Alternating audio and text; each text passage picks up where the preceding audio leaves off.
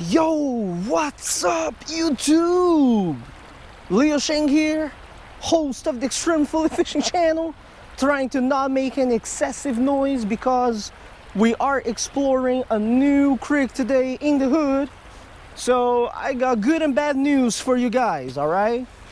Good news, I just got here to this creek. We're going to be exploring it today. It is my first time fishing down here. I don't know what is in it. We're going to do a species assessment, see what we are able to catch. The bad news is that I forgot my bait in the fridge. Yeah, folks. So you guys have probably realized this already, but once in a blue moon, EPF's memories, you know, are not so good. The brain doesn't work very right. I ended up left my nightcrawlers, you know, in the fridge, which is not good. That happened, by the way, when I went down to Charleston, South Carolina as well. Remember that when I cut my hand on the oysters? So anyways, right, a creek like this has got a lot of micro species that are very important for me, right? Those are the species of fish that I may have not caught yet in my area. So I really need live bait to catch those fish. We are going to be using some artificials today. I got my Aero Tackle stuff with me today, but you know what? We will need some nightcrawlers or worms real soon. So we will have to improvise at a certain point in this video and try to find some bait, right? Otherwise, let's just do the same thing that we always do, and hopefully we're gonna land a lot of different species in this creek, and hopefully something new. So stay tuned.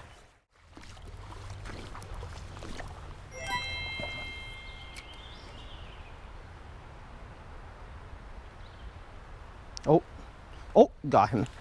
Oh, that was a little bit bigger, so he could actually get the spinner.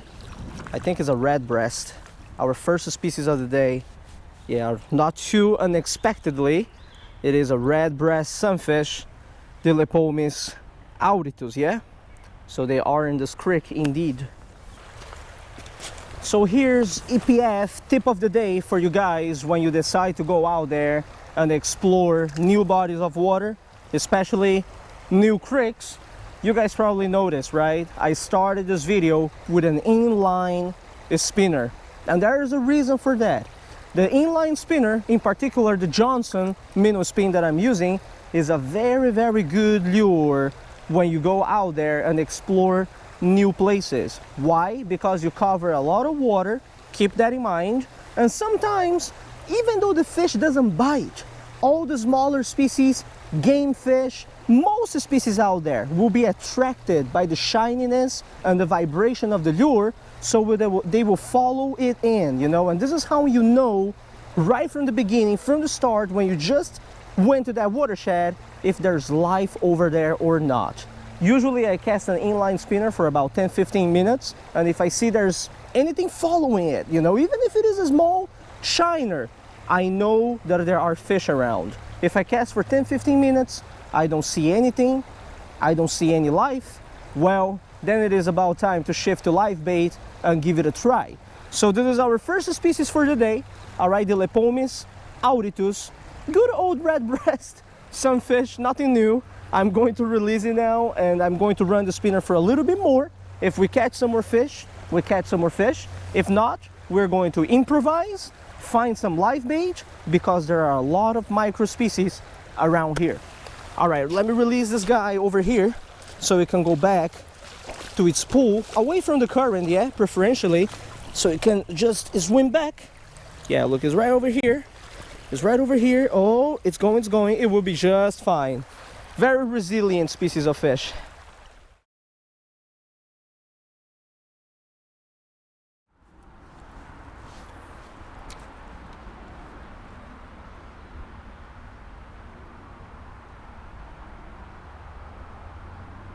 Oh, got one. Yeah, red breast. I think it's another red breast. Oh, he got off. But all right, we know for sure there are some red breasts around here. Nothing new with that. Maybe I'm gonna put a little jig and give a few casts, or I'm gonna try to find some live bait to catch the micros. All right, folks, we're going with plan B for the day. There are a lot of micro species around the area. and I forgot my bait at home. So what we need to do now is improvise, right? This is what we do best. And when you improvise, I mean, this soil here looks very rich. I think if I flip a few rocks over here, I have a container, I should be able to get some worms to do some micro fishing for today. There are a bunch of micros right over there. So yeah, let's get some bait first. Oh, there's one right here. There's a little worm. Come here, worm. First worm of the day. Look at that. It's so short though. Why is this worm so short? For real, man? Is this worm on diet on diet or something? Well, regardless, nevertheless, we need it, right? So, oh, there's another one right here. Oh yeah. Oh no, it's going. Come out here. No. Dang, son. Where did that worm go? Oh, what the heck is this? Yo, we just found some type of weird larvae over here that looks like it's going to be very juicy for microfishing. So I don't know what this is, but it is going inside the container as well. Oh yeah, got a little rock here to help me out. Oh dude, this is a big nightcrawler. I mean big worm right here. See folks, you can buy this at the market, you know, and this is what I usually do, right? You just go to a Walmart and you buy some worms. It is expensive, but it is very convenient. Or you can just do this in the wild, right? It doesn't hurt. It just takes a little bit more of time, but I mean, it's not like it works any less than the other stuff that you got. Oh, beautiful. That's it. We struck the worm paradise right here. They're all small, but we don't need. Oh, dude, look at the size of this one right here. That's what I'm talking about. Look. We got a whole bug collection going on. I think we're good to go. So check this out then, guys. Took me about 10 minutes to collect all these little critters over here. Oh man, this looks appetizing for sure, huh? Look at that, man. The fish, they really love this stuff. We got a weird combination of crawlers and larvae. So as I like to tell people, right, and my dad used to tell me this as a kid too, sometimes you forget things. You just gotta improvise, you know, and this is what we're doing today. I got a tie on my micro hook right now. I have seen so many beautiful micro species of fish around the area. In this video, we are at the count of one species of fish, right? We have only caught the red breast sunfish. And man, I have seen some bottom critters over here in this creek. They look like darters, you know? And as you folks know, I really enjoy catching darters. So we gotta go after those. Let me tie on the Tanago hook and let's get the fishing started.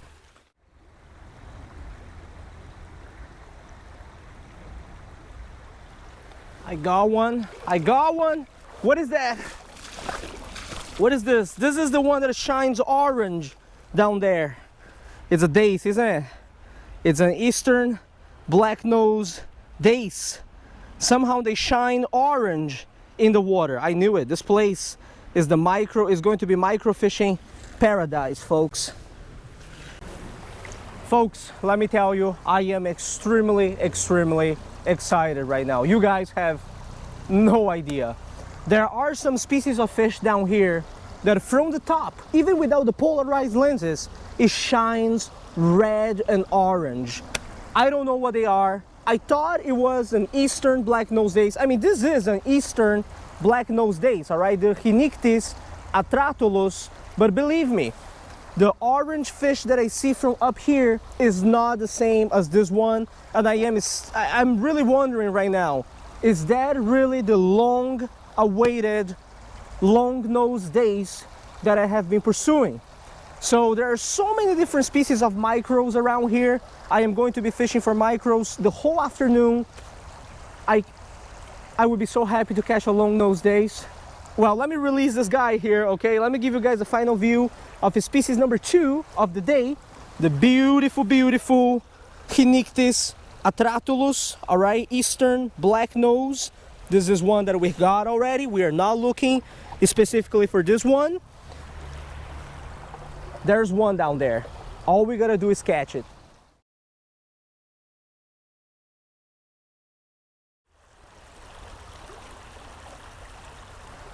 I got something. What is this? Wrong species. Wrong species. Ah, it's another species for today though. What is this? But it's definitely the wrong species. It looks like a swallowtail shiner or a spot tail shiner. By the body shape, I would say this is more like a spot tail shiner than Notropis hudsonius. Man, I'm telling you, there are some Longnose Dace right over there. Species number 3 of the day. I'm still trying to get, I'm telling you, there is some Longnose Dace right around here. Either that or a species of fish that I have never caught before. I'm still trying to catch, you know, the little shiner down there that has some orange, some red on it. Instead, we caught a little spot tail shiner, right? Well, it is another species for today. Let's release this guy over here. Beautiful little one. All right, you guys can get a close view of the little shiner. All right, back it goes.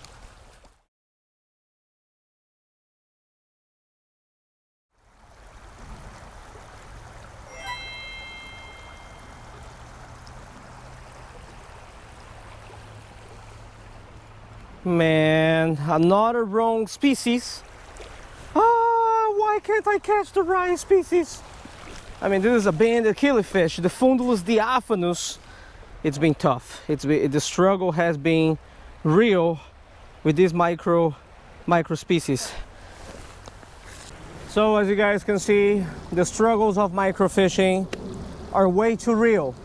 There's only 3 of those orange-like fish down there around here, and I'm targeting them. And when I put my nightcrawler down there, all the other micro species go there to get it.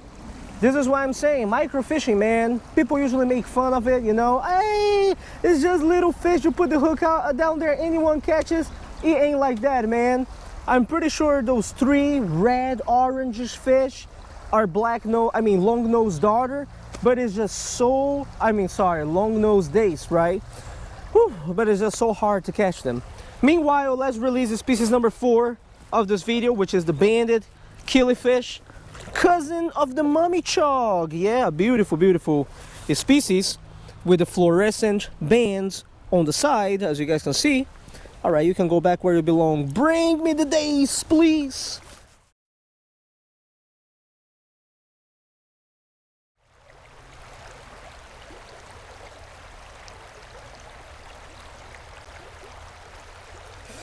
Another wrong species.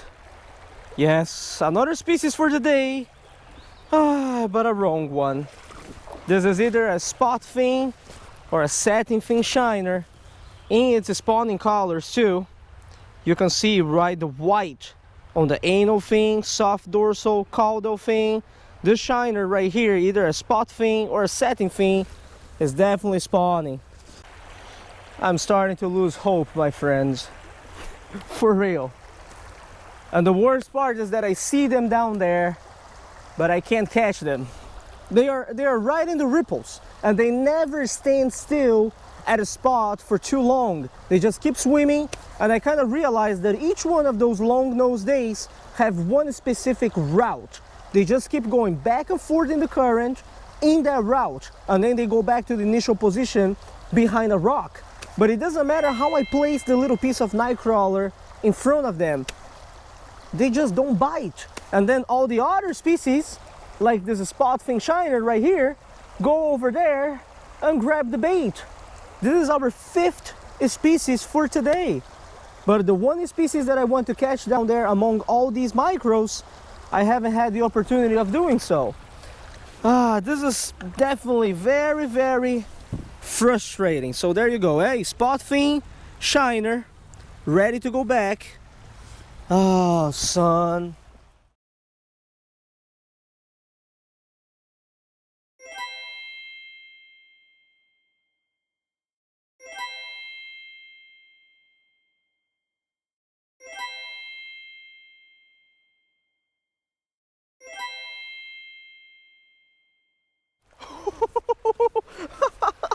Ooh, let me tell you something.